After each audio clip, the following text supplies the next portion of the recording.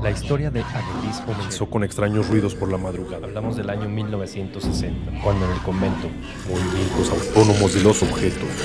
Arañazos en las ya no se paredes. profesaba el culto que le diera vida.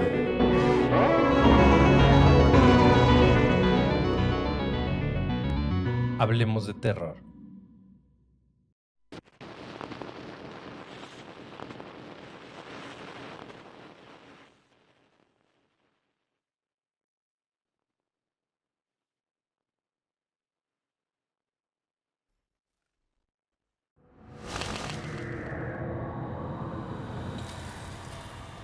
Hola terroríficos, ¿cómo les va? Como siempre, quiero agradecerles por seguirnos y acompañarnos en cada relato. Sean bienvenidos a este espacio donde tratamos de desconectarnos de la rutina diaria y disfrutar de un relato de terror. Los invito a que se preparen su bebida favorita, se relajen e imaginen que son parte del relato. También quiero desearles un excelente año 2022. El siguiente relato es el primer relato que subimos a nuestro canal. Les comparto Los cabellos del diablo. Como siempre, el uso de audífonos es sugerido. Volumen arriba, apagar la luz y disfrutar.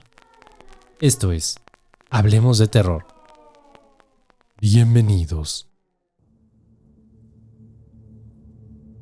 En la segunda década del siglo XVIII, la ciudad capital de la Nueva España conoció un suceso que cubrió de pavor a todos los que lo conocieron. Por su naturaleza sobrenatural y escalofriante. El hecho ocurrió en la calle de la Buena Muerte, hoy Quinta de San Jerónimo. Pero vayamos al inicio de esta leyenda. Ubiquémonos en el día 12 de febrero de 1728, cuando todo empezó. Recién desembarcado de España, don Cristóbal Arias de Velázquez se encontraba en el despacho de un prominente notario, quien lo ponía al tanto de la cuantiosa fortuna que le heredara a su padre, muerto recientemente. Luego de felicitarlo, el notario preguntó al joven si había quedado en buenos términos con su padre. Extrañado, don Cristóbal contestó afirmativamente, a lo que el notario agregó enseguida que el testamento contenía una disposición extraña. Señalaba que para poder entrar en posesión de sus bienes, don Cristóbal debía vivir por corto tiempo en la casona que habitaron sus tías, las que en vida se llamaron Anunciación y Brígida. El muchacho no pareció contrariarse ante esta noticia, a lo que el notario agregó: creo que es mi deber decirle que sobre esta casona corren horribles consejas. Es cierto, la casa es hermosa, tiene una gran bóveda donde puedes guardar tu oro y tus mejores vinos, pero... Vaya al grano, señor notario. Yo le aconsejaría no vivir ahí sin servidumbre y hacer algo por alejar los espectros y fantasmas que dicen que habitan ahí. Se dice que hay cosas en esa casa que causan pavor y muerte. La gente comenta que está maldita. Vaya que son supersticiosos y amantes de lo macabro ustedes los novohispanos. Se han contagiado de los indios. Don Cristóbal se puso de pie un tanto molesto. Pidió al notario las llaves de la casa y el favor de conseguirle servidumbre adecuada. Había dispuesto pasar una noche más en el mesón donde se hallaba alojado, a fin de leer el testamento detenidamente y mudarse temprano al otro día. Hasta la noche siguiente, el joven español pudo terminar las diligencias necesarias para su traslado. Camino a su nueva casa, lo acompañaba el criado que le había contratado el notario, así como un caballero amigo de su padre, para mostrarle la calle y la casa. Las pisadas de los hombres sonaban huecas en la calle solitaria y lúgubre, cuando de pronto se escuchó el tañido de una pequeña campana tocada por una persona que esperaba afuera de una puerta. Extrañado, don Cristóbal preguntó al caballero: ¿qué significan esas campanadas? Son esas gentes que vienen en busca de un confesor. ¿Un confesor a estas horas? La muerte no tiene hora fija, y son los padres Camilos a los que confiesan a altas horas de la noche.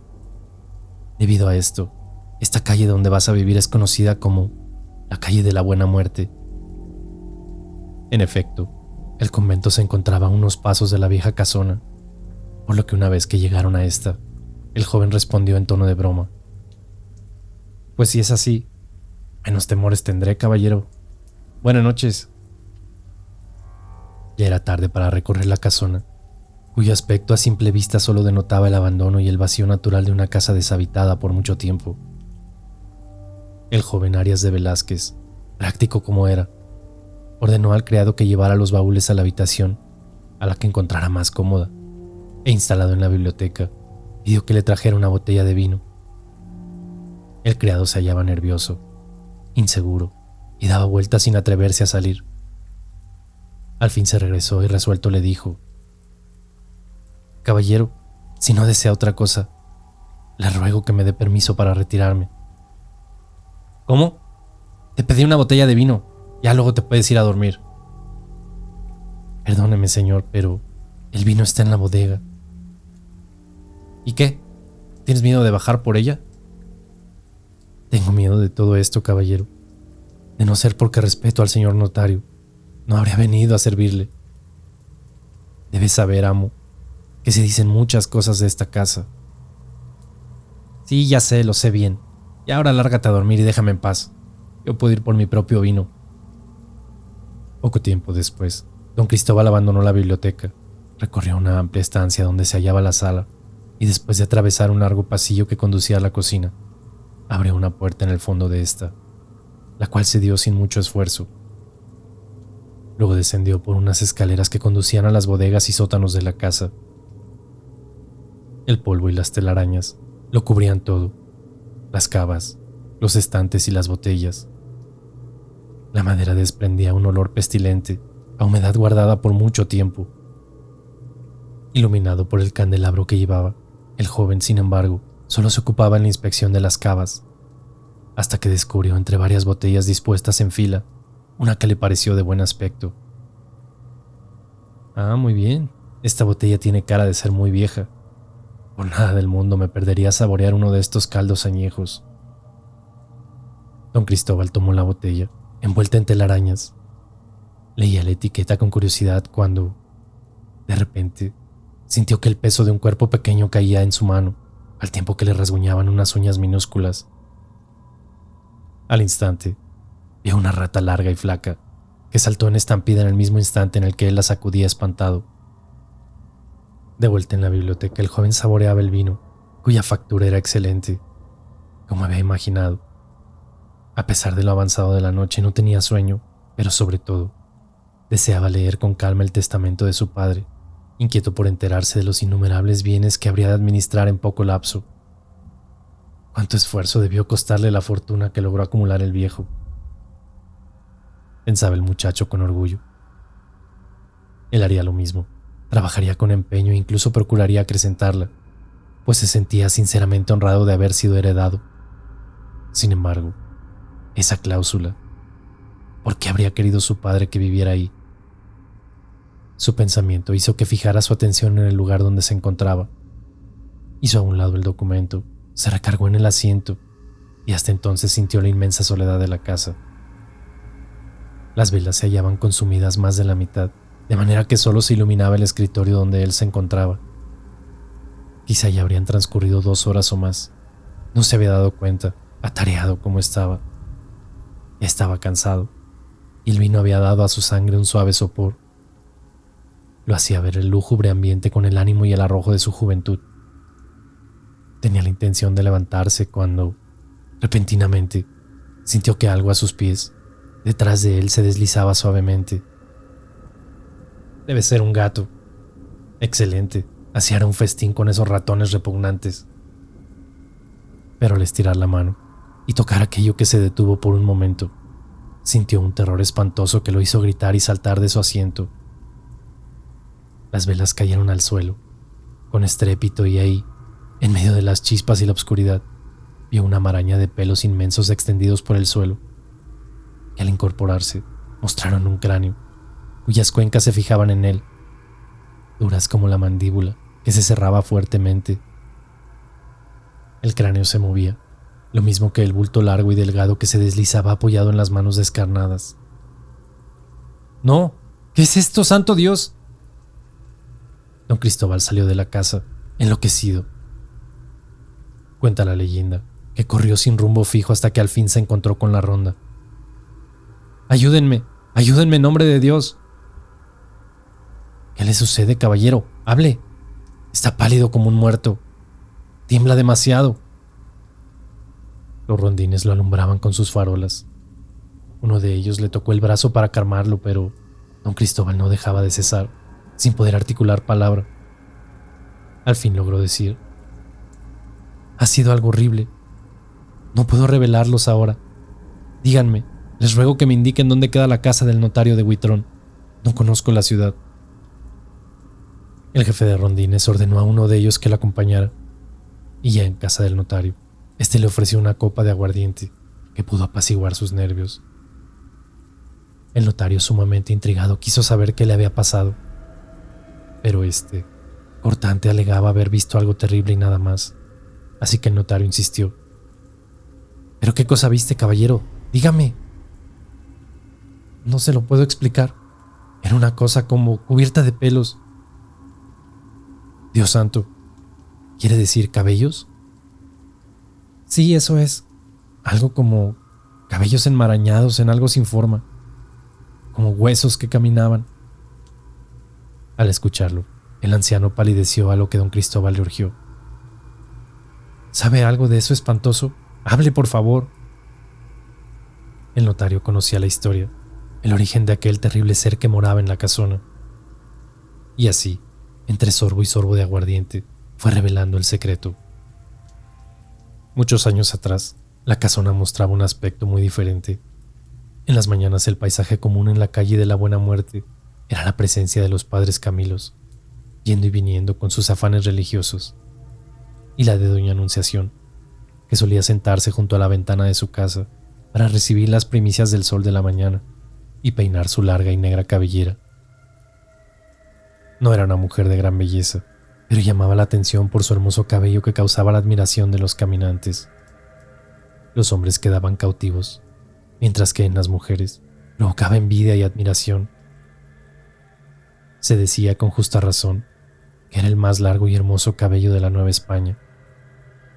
Esta apreciación y la escena cotidiana que así lo corroboraba provocaba la envidia y el coraje de doña Brígida, mujer de mayor edad que doña Anunciación y media hermana de ésta, cuyos rasgos duros, acentuados por un carácter seco y hosco, habían alejado a cualquier posible pretendiente desde su juventud. Las dos mujeres vivían acompañadas de una ama negra, doncella de doña Anunciación, en tanto que el hermano de estas y padre de don Cristóbal vivía cerca de ahí, en la calle de Arcinas. Una de tantas mañanas, doña Brígida mascullaba su coraje mientras veía a su hermana saludar amablemente a un desconocido. Maldita, otra vez te exhibes ante los viandantes. Una de estas noches te voy a cortar el pelo. Ay, sí, si pudiera dejarte sin pelo para siempre, pensaba doña Brígida. Su expresión debió ser tan evidente que su ama se le acercó. Ay, señora, bien que admiráis el pelo de mi amita. Lo deseas para tu cabeza, ¿no es verdad? Cállate, negra tonta. Sonriendo con disimulado gusto, la ama se acercó enseguida de la muchacha. Vamos, amita, está lista ya el agua de verbena para lavar su cabello. Fue entonces cuando a doña Brígida se le ocurrió la idea que mejor no hubiera tenido. Decidida con la obsesión de acabar con el orgullo de su media hermana, salió de su casa y anduvo por las calles más populosas de la ciudad, donde no le conocían, hasta que una persona le indicó cómo llegar a la casa de una bruja. Ahí, una anciana señora le dio la solución. Mezcla esta hierba con la verbena que usa para lavar su pelo y cuídate de que no te sorprendan. ¿Morirá su cabello? Sí, señora. Desde su raíz morirá y jamás volverá a crecerle, se lo aseguro. Días más tarde, doña Anunciación vio con extrañeza cómo quedaban prendados a su peine una gran cantidad de cabellos. Volvió a peinarse con mucho tiento y de nuevo, una madeja se desprendió. Se le estaba cayendo todo. Pensó que alguna enfermedad desconocida le habría atacado. Entonces llamó desesperada a su doncella. Al ver lo sucedido, la sirvienta le dijo asustada: Jesús, María y José, la han embrujado, mi niña. ¿Qué dices, Garina? Sí, le han hecho mal de ojo a su pelo. Se quedará sin nada, Amita. Ay, Garina, si pierdo mi pelo, yo perderé también mi vida. Y yo también moriría con mi niña del alma. Tal sucedió al poco tiempo, cuando doña Anunciación quedó calva por completo. Murió de tristeza. Y días después, le siguió la negra Garina, quien fue enterrada a un lado del sepulcro de doña Anunciación por voluntad de ésta. Sin embargo, cuando la doncella Garina agonizaba, no dejó de apreciar la alegría que embargaba a doña Brígida. Con su voz ronca y gruesa, le lanzó una amenaza. Sé bien que causaste la desgracia de mi ama, maldita seas. Yo, que soy creyente, he invocado al diablo para que te cause males mayores. Te saldrá tanto pelo que te volverás loca y tendrás la muerte más horrible. Doña Brígida esbozaba una sonrisa burlona, incrédula, que ninguna mella hizo en su ánimo. Mas asegura la extraña leyenda que días más tarde la mujer advirtió que su cabello le crecía en abundancia. Frente al espejo de su tocador no dejaba de admirarlo y peinarlo. Qué cambio tan benigno, de un cabello delgado y quebradizo, mezclado con gruesas y duras canas que le obligaban a atarlo en un chongo. Ahora poseía una larga cabellera, negra y brillante, le caía graciosamente hasta la espalda. Le dio por peinarlo junto a la ventana que daba a la calle, en el mismo lugar donde solía sentarse doña Anunciación. La gente apenas inclinaba la cabeza ante su vista, pero a doña Brígida no le importaba en lo absoluto. Notaba con placer cómo noche a noche le crecía el cabello, cada vez más largo y hermoso, sin necesidad de verbena alguna. Su nueva sirvienta, mujer tímida y callada, al fin se atrevió a preguntarle después de 2 meses de estar en su servicio: «Mi ama, ¿por qué le crece tan rápidamente su pelo?». Doña Brígida se quedó callada. No pensó en la maldición de la negra Garina, recordó más bien a su hermana. Entonces respondió satisfecha: «Mi hermana tenía el cabello como el mío. Es un rasgo de familia». Esa noche, doña Brígida descansaba ya en su cama como siempre. Pero no era una noche común. El cielo estaba muy oscuro, las nubes cargadas, los rayos aparecían repentinamente. Y de pronto, estalló la tormenta. Se dice que fue entonces cuando los cabellos de doña Brígida parecieron cobrar vida, como serpientes. Sus cabellos se alzaron, tal parecía que el viento furioso hubiera entrado en la alcoba y por ello se moverían. Pero no, la ventana se hallaba cerrada. Los cabellos parecían danzar, ajenos a la mujer dormida. En medio de esa danza comenzaron a buscarle el cuello, a enredarse como víboras negras y anilladas, con más fuerza cada vez, hasta que aprisionaron su cuello por completo. Al sentir la presión en su garganta, la mujer despertó gritando, a lo que acudió la sirvienta de inmediato. «Señora, ¿qué le sucede?». «Tuve una horrible pesadilla. Soñé que mis cabellos me estrangulaban como serpientes. Y al despertar, tenía los cabellos. ¡Oh, Dios! Mira, aún tengo los cabellos enredados en mi cuello». La sirvienta retiró los cabellos de su cuello, que si bien ya no continuaban fuertemente sujetos, resistían al desanudo, como si dueños de una voluntad truncada se aferraran a permanecer ahí para seguir en algún momento su propósito. Extrañada y temerosa, le dijo entonces que cuidara de ellos. «Cuide su cabello, señora. ¿Usted no sabe que en las noches de tormenta los cabellos de la gente y de los animales cobran vida?». «¿Qué estás diciendo, insensata?». «Lo que dicen los ancianos, señora». «Cuide sus cabellos en noches de tormenta. Los tiene muy largos». Corría entonces agosto, mes de lluvias tormentosas. Por ello, y aceptado por doña Brígida, la criada sujetó sus cabellos a los barrotes de la cabecera de la cama. Hubo que dividirlos en 2 tantos, amarrando cada uno a un barrote, mas no convencida con el remedio, ató una cinta gruesa sobre los nudos ya hechos. Le fue difícil acomodarse a doña Brígida en esta posición, empero que la almohada grande y firme le permitía descansar la cabeza y el tronco. Temía la tormenta que repetiría esa noche, como se vislumbraba y se había pronosticado, a sus descargas eléctricas que ella asociaba con el extraño comportamiento de su cabellera y con sus pesadillas, como se empeñaba en calificar lo sucedido. Cierto, no estaba segura de que solo fuera eso, pero aceptar su miedo Su terror era tanto como darse por vencida y permitir que esas fuerzas extrañas la dominaran por entero. Al fin, después de un lapso incontable en que no supo si estaba dormida o despierta, llegó la madrugada y con ella otra tormenta. Esta vez el cristal del ventanal retumbó con enorme fuerza. El viento lanzaba bufidos terroríficos. Las cortinas se alzaban, espantadas por el viento que se colaba a través de las ventanas. Y en el momento en que un gran rayo apareció en el firmamento y la escasa luz de la vela, su cabello se soltó de los amarres, volvió a tomar vida. Ella, que despertó con el retumbo del rayo, lo vio todo esta vez. Las serpientes negras se elevaron para acometer la embestida. Rodearon su cuello, empezaron a hacer círculos, cada vez con mayor rapidez y frenesí, hasta iniciar la asfixia. Doña Brígida, impulsada por la fuerza del instinto, jaló los cabellos de su cuello que ya empezaban a ahogarla.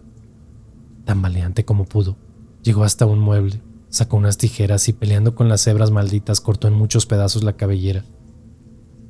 El embrujo cesó, pero doña Brígida ya no estuvo tranquila. Se cuidó de no decir a su criada o a su hermano sobre lo que le había sucedido. Cubrió su cabeza con un mantón y así permaneció por varios días, temerosa de sentir y de ver su cabello otra vez. Sucedió entonces que una noche, cuando se iba a acostar, estalló otra tormenta. Doña Brígida se quedó de pie frente al espejo, indecisa. A pesar del mantón, sentía mayor peso en su cabello, pero no quería tocarlo.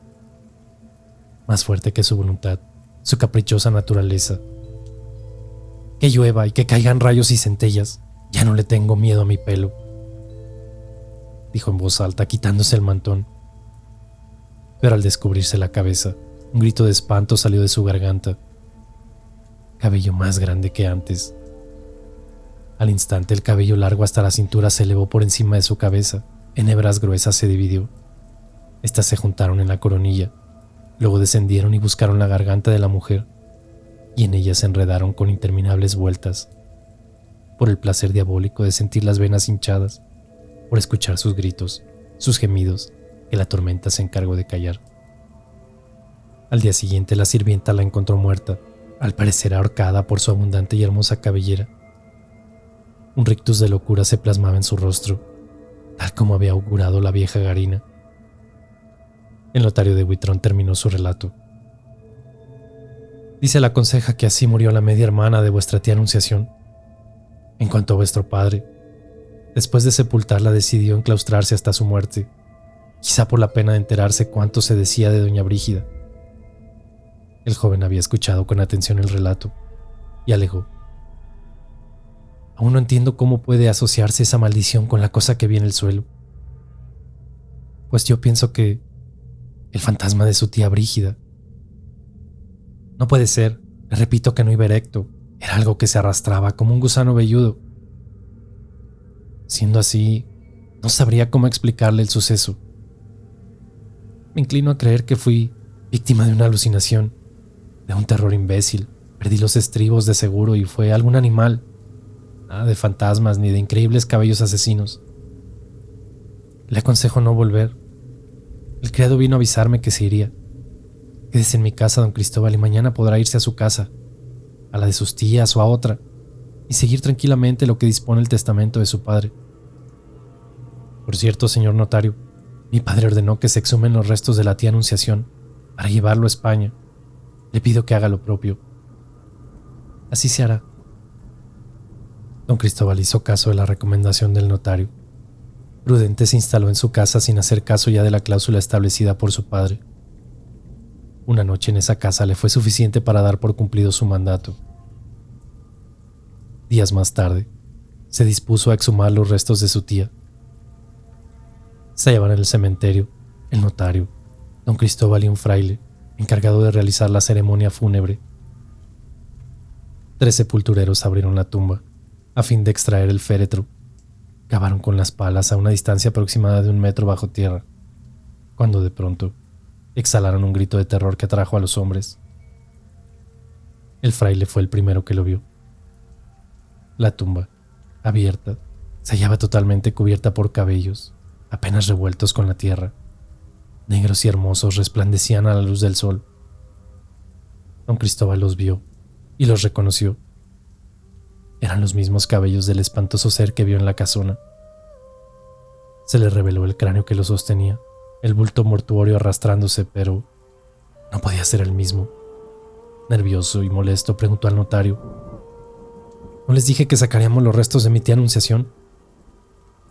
Hay un error, caballeros, dijo un hombre que en ese momento se acercó al grupo. Soy el encargado de este cementerio y les puedo asegurar que la tumba de doña Anunciación está más allá. Miren bien la inscripción de la lápida. Los sepultureros se alejaron cuando el encargado se acercó a la tumba. Entre el susto sabían que recibirían un regaño por haber omitido que la inscripción se hallaba borrada, presurosos por terminar su labor. Pero el hombre ni siquiera llegó hasta la lápida, pues antes se encontró con la tumba. Dice la leyenda que el Santo Oficio tomó cuenta del suceso y con el ritual establecido en sus leyes exorcizó la tumba y al ser monstruoso que allí moraba. Se levantaron actas ante el Santo Oficio que suscribieron quienes fueron testigos de este suceso.